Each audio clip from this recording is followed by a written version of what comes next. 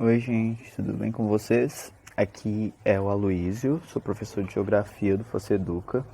E hoje a gente vai começar um tema, é o tema das grandes civilizações e dos fluxos migratórios internacionais.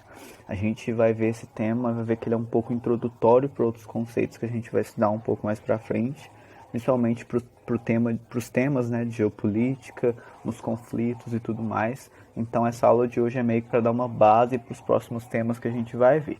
Então a gente vai ver um pouquinho desse tema das grandes civilizações, da diversidade entre essas grandes civilizações e dos fluxos migratórios internacionais. Então a gente vai dividir entre os fluxos migratórios internacionais contemporâneos, que são os atuais, e os que já se passaram, os fluxos migratórios históricos. Então, para introduzir essa aula, a gente vai ver que existem diversas civilizações ao redor do mundo. Isso é uma coisa que a gente já está acostumado, né, a saber que ao redor do mundo existem diversos povos e diversas civilizações com diferentes culturas, né? E esses povos eles vão se diferenciar entre várias características. Podem ser língua, religião, música, cultura, arte. E assim, essas características vão fazer com que eles se distinguem. Isso pode ser algo muito positivo, isso pode ser algo um pouco negativo também, da forma como essas sociedades vão encarar essa diferença, né? Porque através dessa diversidade, por meio dessa diversidade, a gente pode ter diversos conflitos que a gente vai ver um pouco mais pra frente, como que eles vão se encaixar com essas questões. Então, se a gente vai falar de povos e diversidades, a gente vai ter que entender o quê? Que as características desses povos, as três principais que eu quero citar, que é a língua, a religião e a cultura, elas vão trazer divergências culturais entre os povos. Obviamente, a maioria dos povos não tem a mesma língua, a mesma religião e tudo mais. E tudo isso, quando a gente tem isso entre povos vizinhos, a gente tem diversas divergências culturais. Então, esses povos vão ter diferenças culturais, então as pessoas vão ser diferentes entre si. Isso pode acabar trazendo conflitos e também vai trazer fluxos migratórios, que é o que a gente vai falar um pouco. Como que isso vai trazer esses conflitos, esses fluxos migratórios? Muitas das vezes, alguns estados, né, alguns países, digamos assim, eles não vão saber lidar com as diferenças, principalmente religiosas, entre si. Isso vai trazer diversos conflitos que a gente vai abordar cada um deles. E também pode trazer os fluxos migratórios, que muitas das vezes ocorrem de forma forçada, né? Ocorre de forma forçada e vai ocorrer por causa de divergências, né, entre os povos e o governo dos locais que esses povos moram, né, que esses povos vivem, e a partir disso esses povos vão se mudar, vão sair de determinados lugares para ir até outros. A primeira característica que eu gostaria de falar sobre essas variedades culturais entre os povos é o idioma. O idioma falado ele é uma das principais características dos povos, né? Representa muito de sua identidade cultural. Então o idioma ele vai ser algo que vai ser assim, fundamental em alguns estados, principalmente para a gente ter essa diferença entre determinados locais de um mesmo país. Então, a partir disso, a gente vai ter diversos conflitos, como, por exemplo, os conflitos na Catalunha, que fica lá na Espanha, os conflitos separatistas. A gente vai ver um pouco mais também na geopolítica da Europa. Então, o idioma, ele é, sim, um fator essencial na diferença nas características dos povos e representa muito da identidade cultural desses povos. E a partir dele que a nacionalidade das pessoas pode ser definida. Embora assim muitas pessoas falem mais de um idioma em um país, né? Ou tem países também que reconhecem mais de um idioma como oficial. A língua materna, que é a língua qual o povo tem o seu primeiro contato, tem uma importância única na hora de definir essas questões. Existem ao todo, isso conhecidas, né, existem no mundo 6.920 idiomas e dialetos espalhados. Então são muitos idiomas, além daqueles que são reconhecidos pelo governo como oficiais, né? Isso no Brasil, por exemplo, a gente tem diversas línguas dos indígenas, por exemplo, fora os nossos regionalismos que são totalmente diferentes um do outro. Por exemplo, alguém de Minas Gerais fala muito diferente de alguém, sei lá, do Ceará, por exemplo, só dando um exemplo assim. Então tem essa diferença entre as línguas dentro de um mesmo país, e a gente tem várias línguas também dentro de um mesmo país. Então existe esse tanto de língua espalhado. Eu deixei esse link aqui, é só vocês procurarem depois Locallingual, é muito interessante esse site, que você pode ver todas as línguas do mundo, é um mapa interativo com todas as línguas do mundo gravado por pessoas reais daquele país. É muito interessante, depois se vocês quiserem dar uma olhada, é muito legal mesmo. Esse mapa aí, ele tá em inglês, mas é porque assim, gente, é muito difícil achar mapa em português que não tem direito autoral para colocar. Então eu achei só esse em inglês mesmo, mas eu vou dar uma traduzida para vocês aqui. Esse mapa, ele tá mostrando as línguas do mundo, as línguas espalhadas ao redor do mundo e a porcentagem de falantes nas diferentes regiões. Então a gente tem ali a América do Norte, a gente tem 70% das pessoas da América do Norte falam inglês, 9% falam espanhol, 3% francês, por aí vai. A gente tem a América Latina, a gente tem ali 38%, 58%, perdão, falam espanhol, por aí vai. Então tem essas diferenças aí em porcentagem de línguas que as pessoas falam ao redor do mundo. Agora a gente tem esse gráfico, né, das 20 línguas mais faladas no mundo. A gente vê que o mandarim está ali como a língua mais falada, enquanto a segunda vem seguido pelo espanhol, né, e depois o inglês. Aí muita gente pode pensar, nossa, mas tem tanta gente que fala inglês, por que o inglês não é a mais falada e tudo mais? Isso a gente está contando como as línguas mais faladas, contando com o fato dela ser a primeira língua do país. Então, por exemplo, o mandarim é a língua oficial da China.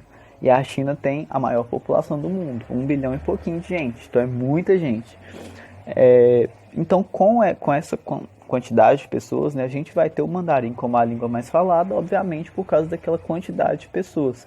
A gente tem a Índia como o segundo país mais populoso e a gente tem diversas línguas da Índia aqui na lista, como o Tamil, o Bengali, o Telugu, o Urdu, que também é falado no Paquistão, que é outro país extremamente populoso. A gente tem ali o Marathi. Então todas essas línguas o hindi, obviamente, são faladas ali na Índia, que a Índia é um país muito multilingual, né? Então cada estado tem uma língua, uma coisa bem legal. Então com essa grande população da Índia, por exemplo, a gente vai ter todas essas línguas ali na lista das 20 mais faladas. Então tudo isso está relacionado mais ou menos com a grande população dos países e tudo mais. Então a língua ele é um fator, né, essencial na questão das diferenças culturais, que a gente vai ver um pouquinho mais qual que é o papel político da língua, político-geográfico. A gente vai ver um pouquinho mais disso aprofundado mais para frente. Outro fator que eu quero falar é da religião. A religião, obviamente, ela é um fator essencial na formação dos povos, não só na formação individual dos povos, mas na formação assim do Estado, sabe? Na formação dos países, enfim. E da mesma maneira que a língua, né, é uma característica muito importante desses povos. E a religião, muitas das vezes, ela vai influenciar na construção política dos países, que nem eu falei. Muitos países aderem a uma religião como oficial do país, e isso vai influenciar em diversas medidas que o governo vai tomar em diversos casos, enfim, a gente vai ver isso mais pra frente. Eu sempre falo isso, mas é que isso é um pouco mais introdutório, então a gente vai vendo isso conforme a gente vai avançando.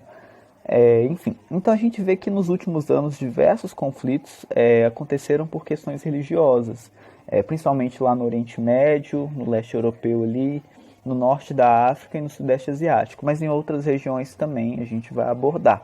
Mas as principais causas, né, uma das principais causas dos diversos conflitos ao redor do mundo nos últimos anos foram por causa de divergências religiosas, e assim, é algo bem assim, digamos, difícil de abordar, mas aconteceram principalmente por causa disso, alguns conflitos, por causa de pessoas que se opunham ao governo, ou diversos grupos dentro de um país com religiões diferentes e crenças diferentes, enfim, então tudo isso ali vai ter um certo peso na hora da gente for abordar a questão geopolítica. E a religião, ela é interessante que ela aborda ela quer dizer, ela vai influenciar a formação do espaço geográfico de uma forma bem física, assim, bem estrutural. Eu não sei se vocês lembram do aulão que eu falei sobre aquela questão dos objetos geográficos e suas consequências sociais, políticas e econômicas, que é uma teoria do Milton Santos, que ele vai falar que o implante de diversos objetos geográficos vai ter consequências sociais, políticas e econômicas. E uma coisa que eu quero abordar sobre a religião é exatamente essa questão dos objetos geográficos. Às vezes, a formação religiosa de determinados países vai fazer com que esses países venham alterar a formação do seu espaço geográfico, a formação das suas cidades, e isso vai dar meio que uma cara da religião naquele país, sabe? Então, eu coloquei aqui alguns exemplos. Por exemplo, o Cristo Redentor aqui, lá no Rio de Janeiro. Então, o Brasil é um país majoritariamente cristão, né? Embora a gente tenha diversas outras religiões aqui, a gente tem o cristianismo como a principal religião. Então, o fato do Cristo Redentor estar ali mostra uma identidade religiosa ao Brasil, por exemplo. A gente tem uma questão muito interessante que a gente vai abordar, que é a cúpula da rocha em Israel, junto com o Muro das Lamentações também em Israel. Fica um do lado do outro, assim, pra vocês terem ideia. A cúpula da rocha é um templo muçulmano, enquanto o Muro das Lamentações é um lugar extremamente sagrado para os judeus. E essas duas religiões, principalmente naquela região, eles têm algumas disputas, alguns conflitos. Então vocês imaginam uma coisa do lado do outro, duas coisas extremamente sagradas, uma do lado da outra. A gente vai estudar isso mais a fundo, mas é muito interessante como que o implante, né, desses objetos geográficos um do lado do outro traz ainda mais aquela sensação de conflito e tudo mais, porque a gente tem um templo e um muro extremamente sagrado para os judeus um do lado do outro ali. A gente tem também, só de exemplo, né, o Rav Mahal, que é um templo hindu lá em Jaipur, na Índia. Então todos esses implantes desses templos, desses monumentos, são coisas que são feitas a partir do implante desses objetos geográficos que vão alterar a visão política, econômica e social de determinados países. Então, a partir do Cristo Redentor, por exemplo, o Rio de Janeiro ganha muito dinheiro com o turismo. Então, isso vai afetar a questão econômica também. Então, a partir de um monumento religioso, a questão econômica vai ser melhorada, a questão política também, a questão social, da visão que os povos vão ter do Rio de Janeiro e do Brasil, enfim. A gente vai ver aqui esse mapa da distribuição das religiões. De novo, o mapa está em inglês, mas que nem eu falei, não achei em português que não tinha direitos autorais. Mas é bem simplesinho. Qualquer coisa vocês podem pesquisar no Google Tradutor. Em roxo a gente vê que isso aqui é as áreas que são predominantes, essas religiões. Não é que é exclusivamente essas religiões. Mas em roxo a gente tem, por exemplo, o cristianismo, em verde o islamismo, o amarelo o budismo. A gente tem ali em laranjado o hinduísmo, a gente tem as religiões chinesas, a gente tem... Eu não estou enxergando, mas enfim, mas depois vocês podem dar uma olhada mais a fundo. Basicamente o que esse mapa está mostrando ali. Quais são as principais religiões em alguns locais. Claro que dentro desses locais tem diversas outras religiões minoritárias e